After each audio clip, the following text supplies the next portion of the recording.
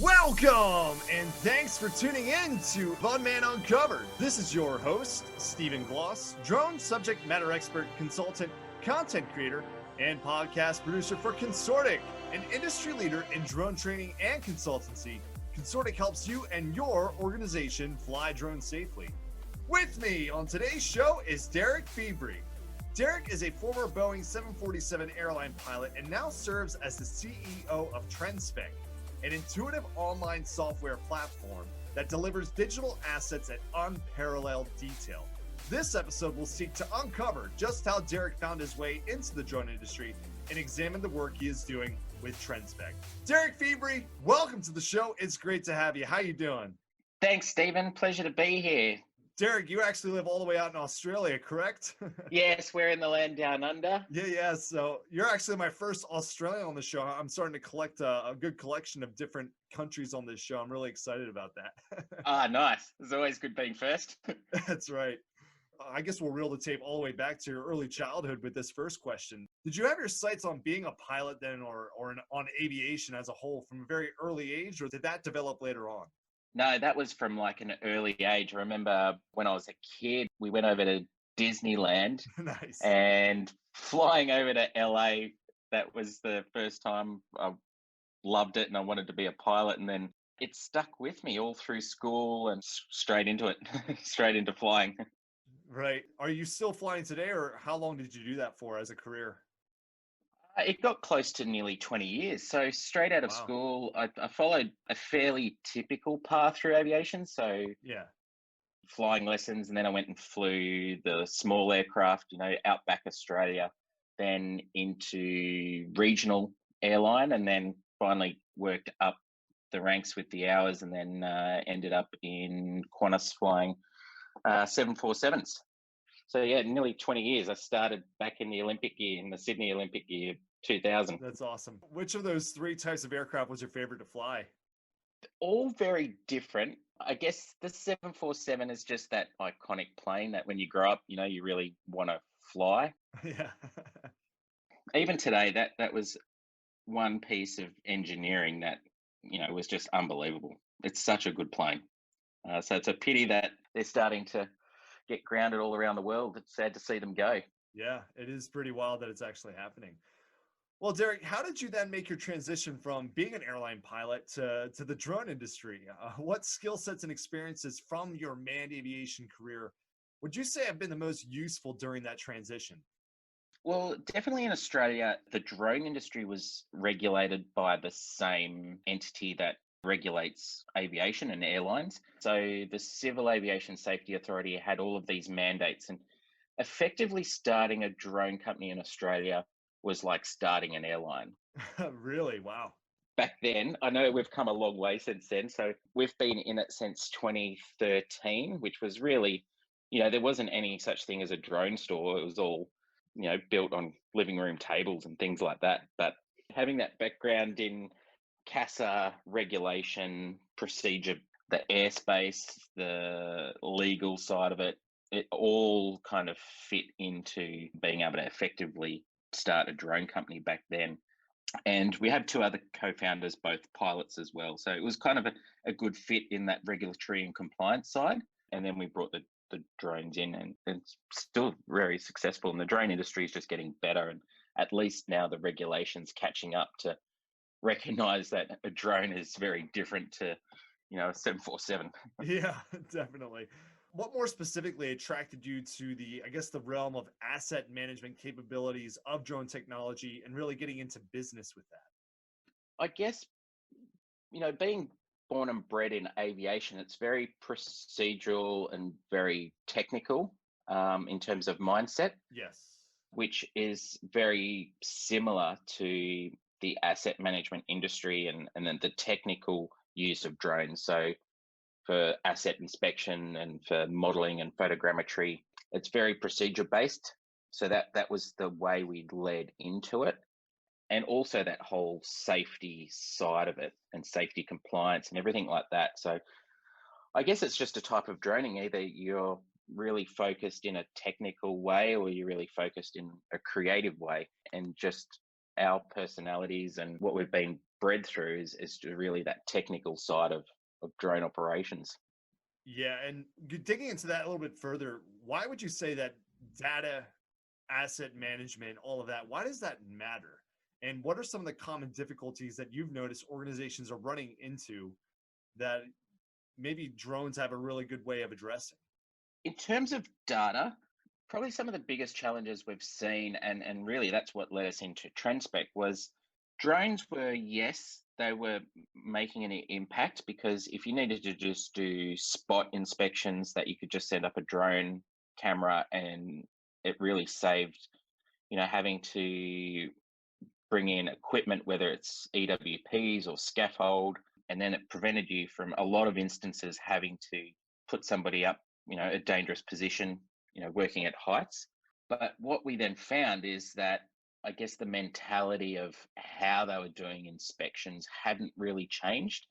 So they were still just using photographs and, I guess, spot inspections to complete their same workflows. And doing that via manned aircraft typically? Yeah, a lot of helicopters in the early days, or even when they started using drones, they still ended up just with photos that would go into like PDF reports and things like that. Yeah. So then they'd end up just with like folders full of images. And when you're doing quite zoomed in spot inspections, it's hard then to reference what you're actually looking at. So they even joked that they had to become investigators trying to work out where this photo was taking and what they're actually looking at. Right. So that's where we ended up working a lot with our clients to develop the software that they needed. And this is where modeling really came into effect. And it's where we grew Trendspec out of, was their demand. Right. So that's essentially how Trendspec was born then? Yeah, exactly. It was all client led. Wow. We're very, not enterprise focused, but we're very client focused. So we've never really built anything just because we thought it was a good idea. Everything's been developed through their direct response, and they come in and they work a lot with us, not only on features and workflows that they want now, but we develop full 4-5 year roadmaps with them to develop that process. Who is your prototypical client? Like, what do they look like? Do they come from a certain industry or background, or is it really wide and varied when it comes to that?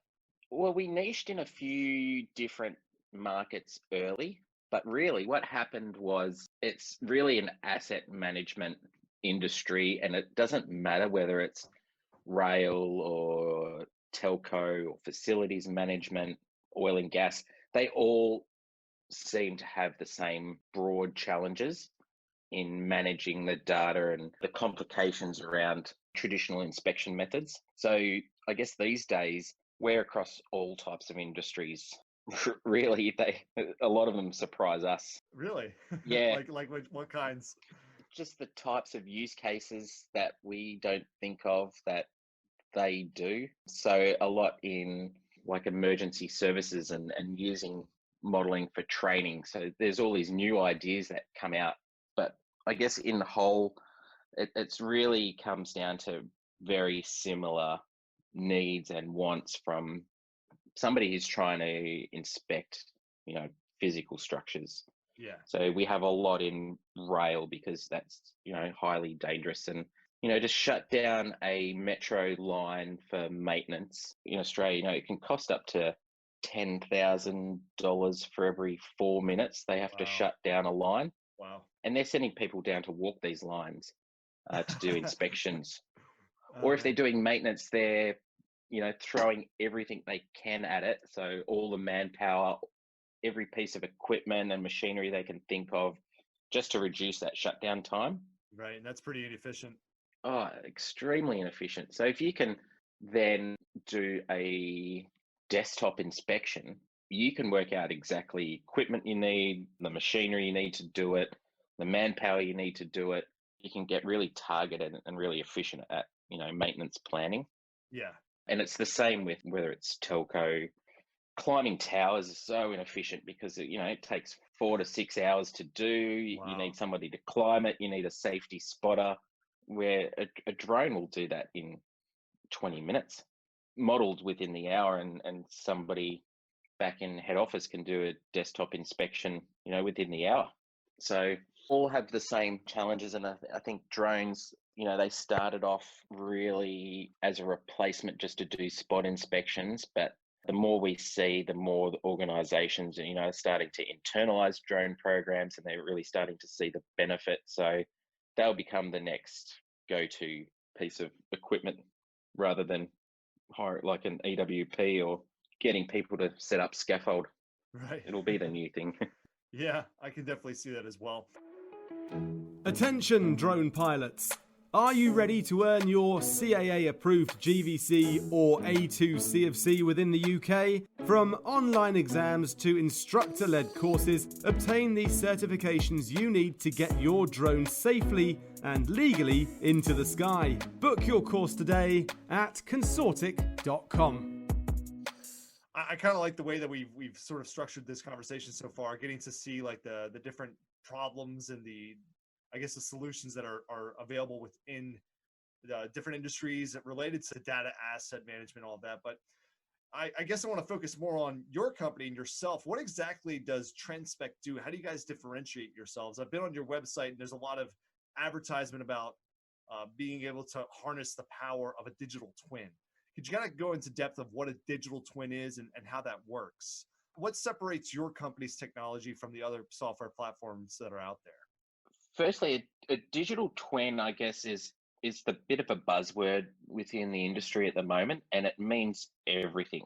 I mean, technically speaking, if you've got like a Excel spreadsheet of your asset and all the defects and things, that's a digital twin of your asset. So, I mean, that's how broad the term is. So I guess because it's so early in this technology, the industry is still coming to terms with what a digital twin really is. For us, we started out in what we call reality models. So that's photogrammetry, really. Right. So if a drone's sent up, it takes, let's take an example of a warehouse. Drone takes, maybe a few hundred images of this warehouse in a really structured flight pattern, like a grid pattern.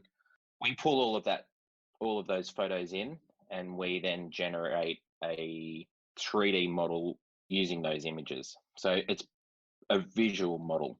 Now you can do the same thing with other types of models, and we can build, if you're using a thermal camera, we can do the same process but generate a thermal model.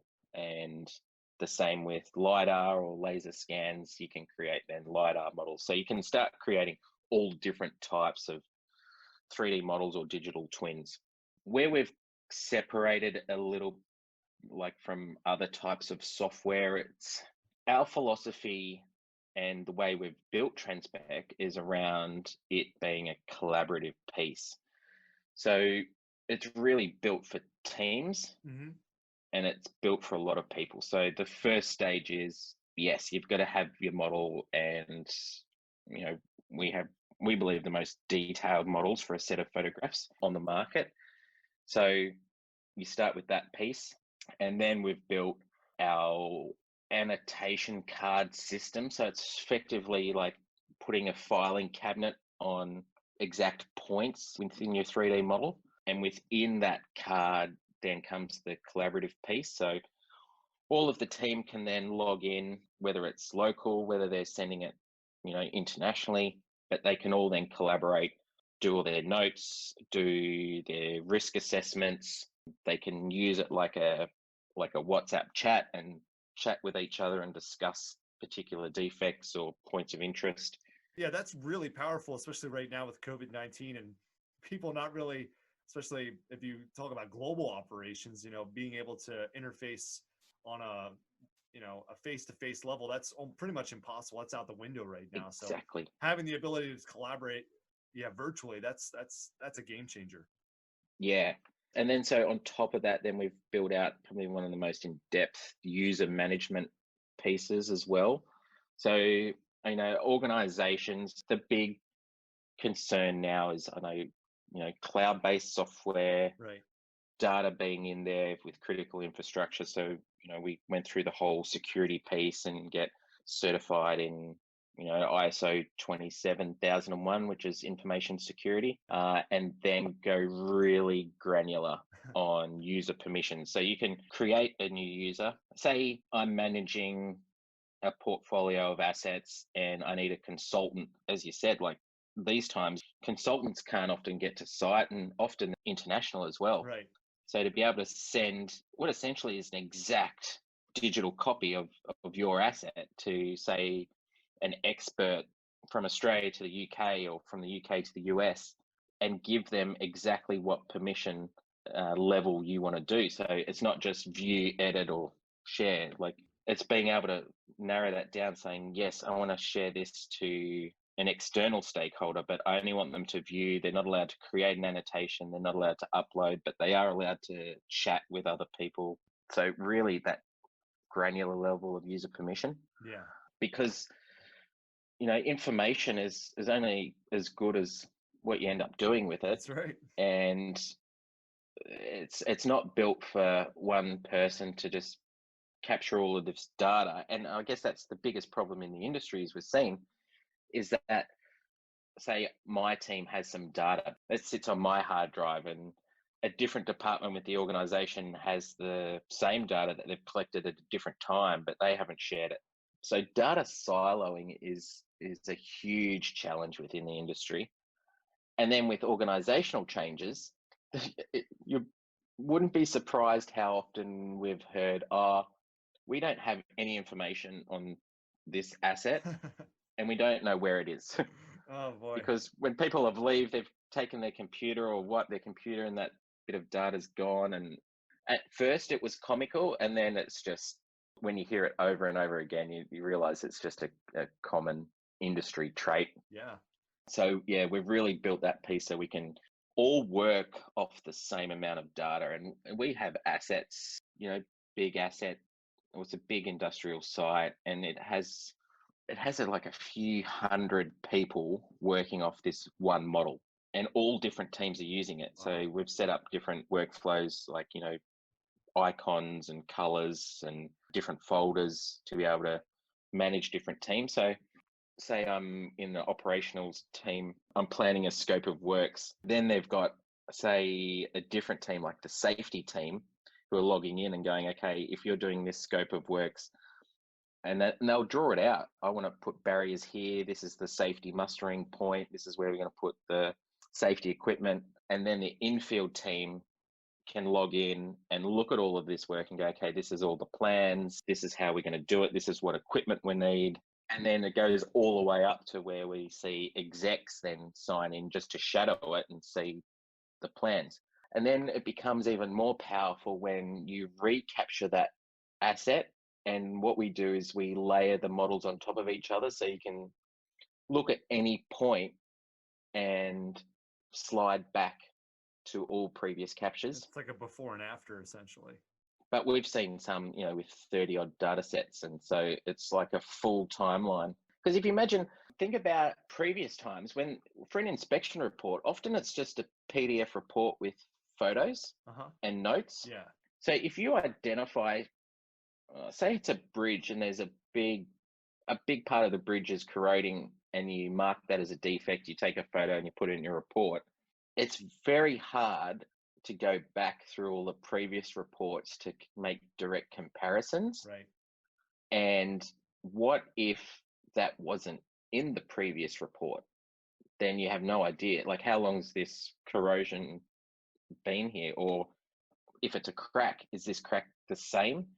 Is it the same as last time? So this is where 3D modeling, capturing the entire asset, means you can then go back and look at that direct point in history. So that's where it becomes really powerful.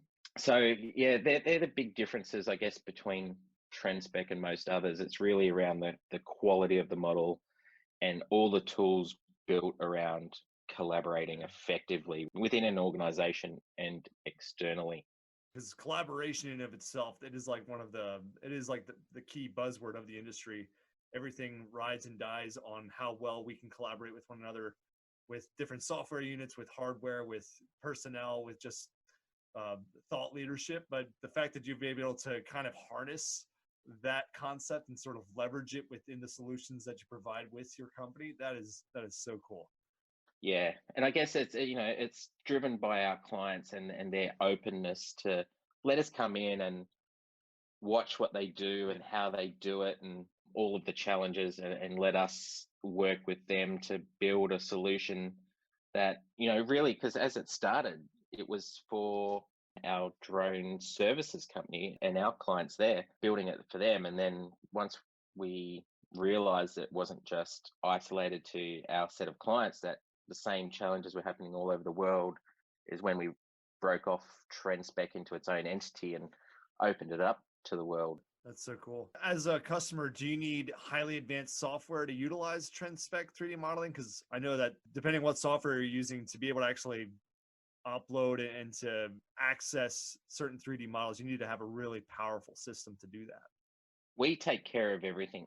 So that's one of the mandates of the industry. And because asset inspectors, they're not the most technology literate, Yeah. I guess the word is. So yeah, the mandates were it had to be super simple to use. Yeah. And I guess that's one of the things we've been conscious of, and probably what we're most known for within the industry is that if somebody's used Google Earth, they can use Trendspec. That's great. It's so intuitive and it's been built for them. So anyone can log in. So an organization doesn't need to spend a long time training people to use it. And then the second piece was it had to be used on pretty much any computer. So we just run off a web browser. Right. That's cool. So we've worked hard and we've had to rebuild a lot of sections because we learned that a lot of our clients are a big enterprise and they're using it off computers, company issued computers that are just basic Right. 5-year-old computers. So without any graphics cards or anything. And so back in the early days, we were just crashing browsers everywhere. I can imagine. Yeah. The older the industry, the older their computers were. So we've really built that through now. And yeah, it can literally be used on a 5-year-old computer and run just fine. So what the workflow really is on their perspective, and it's a bit, it depends because a lot of them do use contracted drone service providers. Yeah. And a lot of them try and do it themselves and they're really building up their internal capabilities. But all they do is capture the asset in that structured format and upload the photos to Trendspec through the dashboard, and that's it. They walk away. We run all the processing in the background, and they upload, they walk away, and they get a notification that it's now live in their account, and off they go. That's amazing. Well, Derek, as we continue to move forward with this industry, where do you see the future of asset management capabilities headed? Will drones continue to grow a larger role with that? Drones will be the go-to tool for inspections, without a doubt. And I don't know how far this is away, but we're starting to see automated drone capabilities, and I think that's where it will end up. A lot of autopilot systems and AI built into the drone, and these drones that are mapping in flight, so you can fly right up to up and underneath bridges and things like that. I think that will get quite automated, and there's still that piece of being only able to visually detect something or use thermal data to do an inspection. But there'll be other sensors and things that come along, concrete penetrating sensors and things like that. So I think it will be the go-to. And then manual inspections will be a thing of the past. Yeah, I could even see a place where we get to where we can create these 3D models and have them pretty much accessible in a live format. Yeah. to be able to be sort of manipulated and accessed as it's being recorded. Yeah, without a doubt. And you think of the costs as well, like drone costs have come down a lot. We're getting better and better equipment for less and less money. And I guess that's really driven behind, the power of these camera sensors that are coming out now. So that will really drive the inspection market to go, I would say, majority based drone. We're talking to one client, and one of their biggest challenges is they're starting to call them unicorns. And that's chartered engineers who are also qualified, rope access technicians, because they're sending them over the side of buildings and over the side of storage tanks and things like this. And they cost a fortune. I guess supply and demand, right? Like, Right. Yeah. there's few of them, they can charge a fortune to dangle off a bit of rope and do their inspection that way. And a lot of these reports, we've seen silos that take 2 weeks to inspect and done with through rope access. And the results are literally hand-drawn cracks as an estimate. Wow. I don't see, like, why would you ever do that again? It'll be drone-based. Yeah. And it'll be wholly drone-based. If there's maintenance required, you can do spot maintenance based off your drone data. Yeah. So no doubt the inspection role will be 90% drones. And I guess as they get easier and easier to fly, it opens up to more people within an organization who will be able to send it up. If you think of telco sites, they've got people that go out and mow the grass around the base of a telco tower. They'll no doubt have a drone in the back of the ute, and while they're mowing the grass, they'll send up the drone to remodel it. Yeah. Wow. That's crazy to think. Well, Derek, it's been amazing having you on the show today just to share some really keen insights and just a fantastic view of, what your company is doing and what the future is going to look like, and just the awesome capabilities and the solutions that Trendspek is offering. So one last question before we roll out. Do you ever get a chance to fly drones yourself? Is that part of your job? Sometimes they let me in a really open area where there's no people. There we go.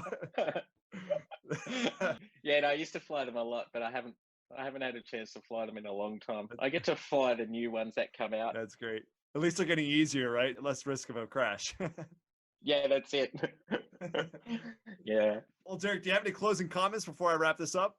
No, it's just a pleasure to be on, and I hope everyone's doing well through this period. And I know it's probably been a bit of a struggling period, 2020, and a year to forget. But I think the short-term pain we've gone through in 2020 is only going to open up in 2021, because while emerging tech and things like digital modeling and the digital twin space, while it was really an education piece pre-pandemic, it's really forced organizations to put a spotlight on it, and how we can work remotely, how can we do this better using technology. So I think 2021 is going to be a really peak year for the use of drone technology and the industry as a whole. It'll be a big one. So hang in there. Yeah, hang in there and keep fighting the good fight. I love it. All right. Well, thanks, Derek, and thanks for listening to this week's episode of Unmanned Uncovered. This episode was brought to you by Consortiq, an organization purpose to help you and your organization fly drones safely. Want to learn more about how drones can improve your business? Reach out to me and my partners at Consortiq, and we'll show you the way. Unmanned Uncovered is now available for download on Apple, Google, Spotify, and Simplecast. So regardless of where you go, Unmanned Uncovered can go there with you. And make sure to subscribe, rate, share, and review. To truly spread the good that drones are doing across the industry, I need your help. So please share this podcast across all spectrums of your social media network and help me show the world everything drones can do. That's all for this week. Stay tuned for next week's edition. And until next time, safe flying, everyone.